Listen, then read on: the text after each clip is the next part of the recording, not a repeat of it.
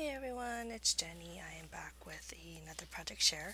So, on my last video, I shared with you that my friend is going to open a store, and so she's reopening in a new location. So, we had decided to make some new samples for the store to give it like different look. And one of the projects that I made was a sign that said choose happy. And I had printed up some extra ones because I wanted to make one for myself. And then I ended up making one more. So let me just kind of show you the two other projects that I came up with. And I'm not sure what I'm going to do with one of these yet. So let me just kind of show you. So I wanted to try different colors because the last one that I made for Michelle, I tried to stick with her color scheme, which is the peach kind of color. And so I used a lot of oranges and pinks and salmon kind of colored flowers. But this time I went with more like a berry look. So I did a lot of pinks and purples. And then that looks really red here, but it's actually more of a magenta kind of color. And there's one down here as well.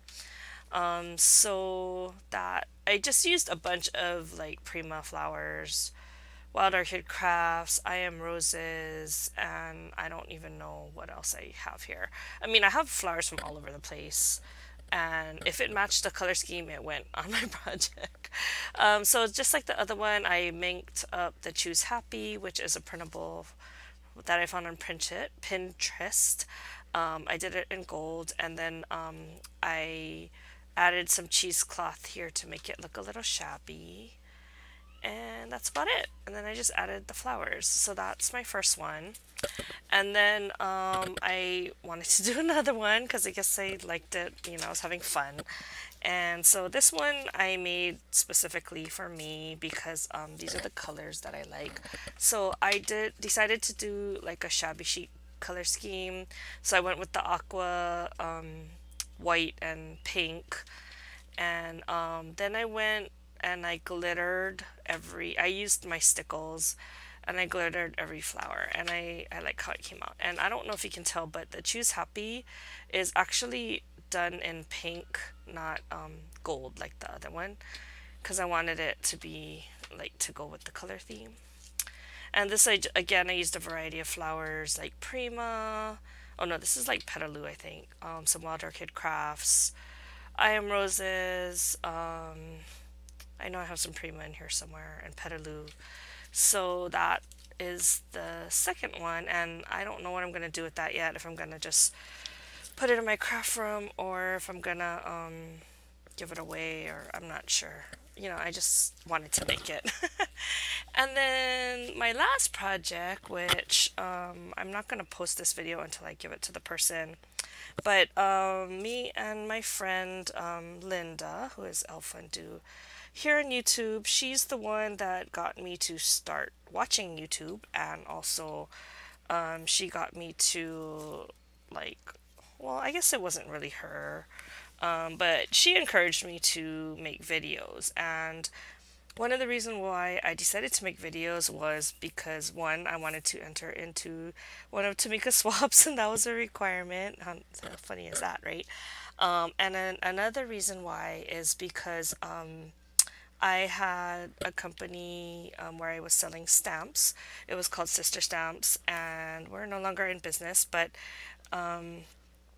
I thought it was a good way to get the word out on our stamps. So I started a YouTube channel for that, and then I also decided to share some of my personal projects, and so now I am having a little fun doing the videos, so I decided to just continue on with my own channel. Anyway, so to get on with the story, we had said once a while back, and I don't know if she even remembers it because we haven't talked about it in a long time, and it was just kind of if we have a chance to, like when we're not too busy, then we would do a swap where we made each other YouTube signs.